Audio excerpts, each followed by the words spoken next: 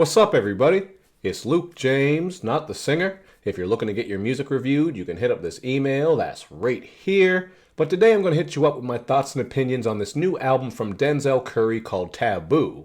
Now, Denzel Curry is a rapper who's one of my favorites when it comes to more new school artists because he really does come through with the bars, man. He raps his ass off, he brings melodies into his music, he makes bangers and all kinds of different sounds. So he's a guy who really is versatile, and I was excited to check this one out because I liked his last album, Imperial. Back in 2016, that actually made my best of list, but I do have to mention that he did drop an EP last year called 13.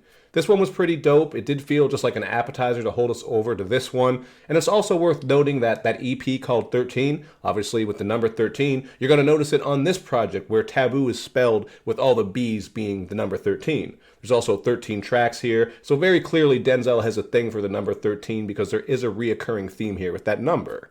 Now, this album was actually released as 3 acts over 3 days, and I really do think that was a cool idea for Denzel to do that because it gave us some more time to digest each project. I know some people wanted to wait for the whole thing to drop so they could take it as just one consistent run, but I still like how he did this because in this day and age, we get bombarded with long-ass projects and so much music all the time. This was a nice way for us to take our time, especially those of us that review music. So, that said, we're going to jump right into the first act called Light, and the opening track here is the title track Taboo.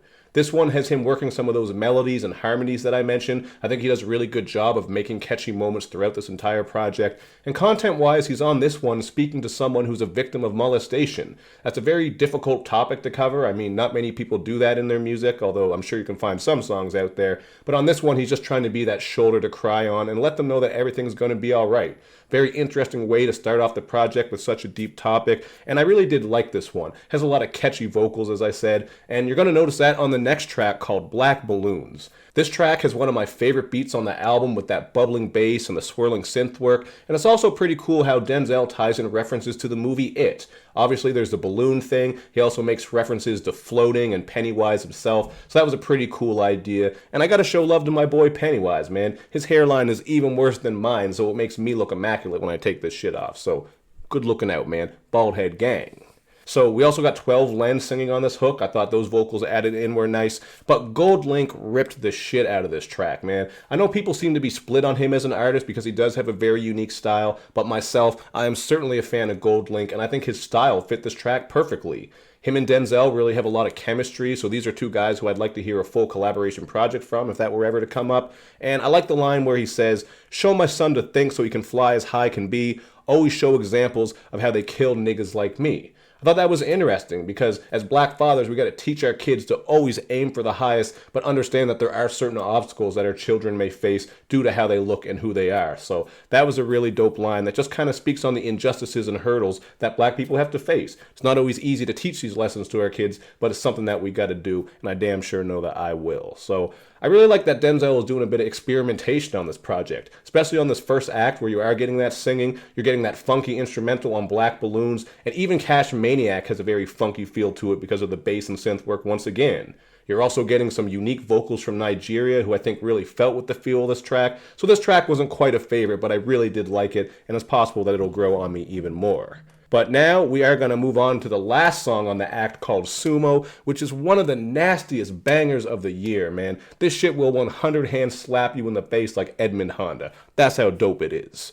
I really like how I'm getting some Pastor Troy, Lil Jon vibes here with the aggressive rap style as well as some of those screamed ad-libs, and there are plenty of great references on here too. He spits that "You are no nerd" Chad Hugo, shout out to one of the Neptunes legends who maybe doesn't get mentioned as much as he should, and he says "Pockets too big, Rikishi." That's the master of the stink face. We all know that. He's too cool. So this first act was really dope, man. I might even say the first act is my favorite, although the other 2 acts are really dope as well. And now we're going to speak on Act 2 called Gray.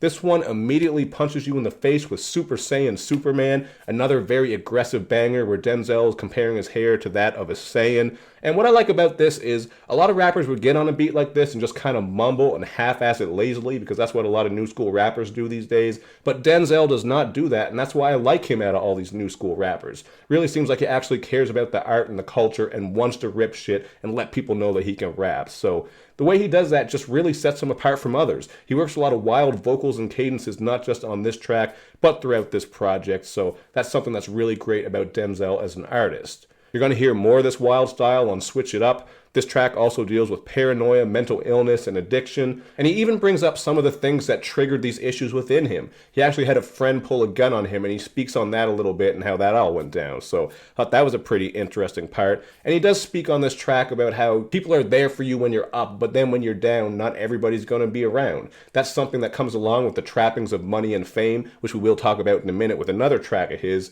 But on this one, he spits, they only know Denzel Curry, but they really don't know Denzel. Everybody want to ride waves and jump when the ship don't sail. There really is actually quite a bit of content throughout this project if you listen to it and hear what he's saying, man. It's not a project that's just bangers and melodic tracks, which if you listen to it on the surface, that's how you might take it. There's a lot of stuff to break down here. So we are going to talk about the single CLOUT COBAIN next. This is a track where he really breaks down the trappings of money, fame, being on a label, and just being in the spotlight in general. This is another one of those incredibly catchy melodic bangers. I love the production here, and just everything about this is an earworm. It's really been stuck in my head since I heard it. And obviously the title is a clear reference to Kurt Cobain from Nirvana. He's a guy who killed himself back in the 90s. He made some very classic alternative rock music back in the day. I'm sure everybody knows him. But I just thought this was cool because being in the spotlight as a celebrity or whatever it is that you do can really be emotionally taxing, especially in this day and age of social media. Everyone's about the clout and the pills and trying to show off more so than even bringing actual talent at times. Like,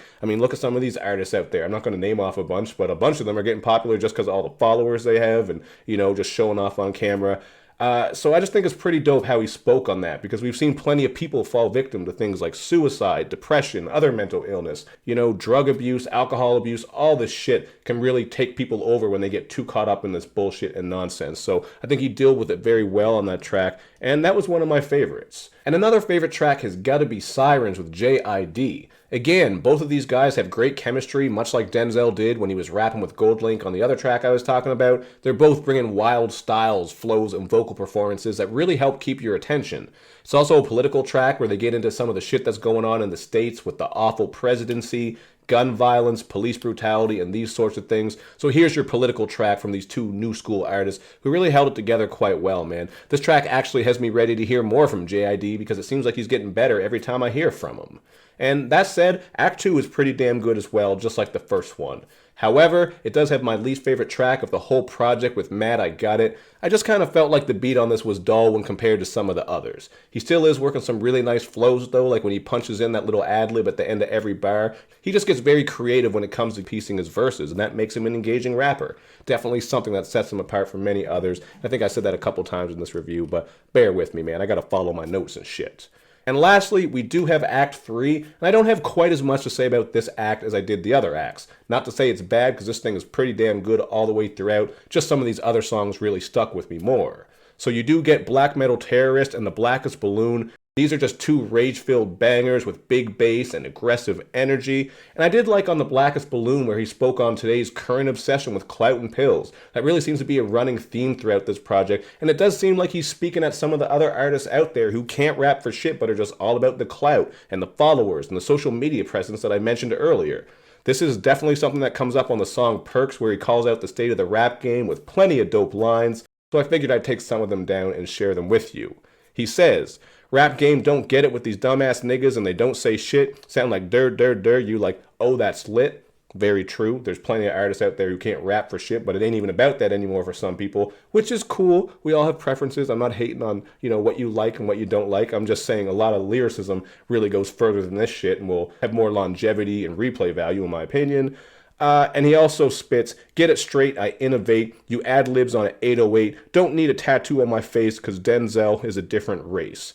He really does kind of seem to me like the type of rapper that can bridge the gap between the old school and the new school. This is a guy who brings a lot of those new school sounds. He's very innovative with his production, with the way he raps, just the way he whips those crazy deliveries and rhyme schemes. And yet he also brings a lot of that content and shit that, people can actually think about and talk about. So I really respect that about Denzel, man. Really a dope project. And the last track to speak on is Vengeance. This one kind of reminds me of some 3-6 Mafia / Lord Infamous shit because of the eerie production and the hook style. And we're getting another great performance here from JPEG Mafia and Zilla Cami. They really bring a lot of intensity that helps round out this track because Denzel is doing that as well. This is just one of the best bangers. You can really feel the primal rage on this one.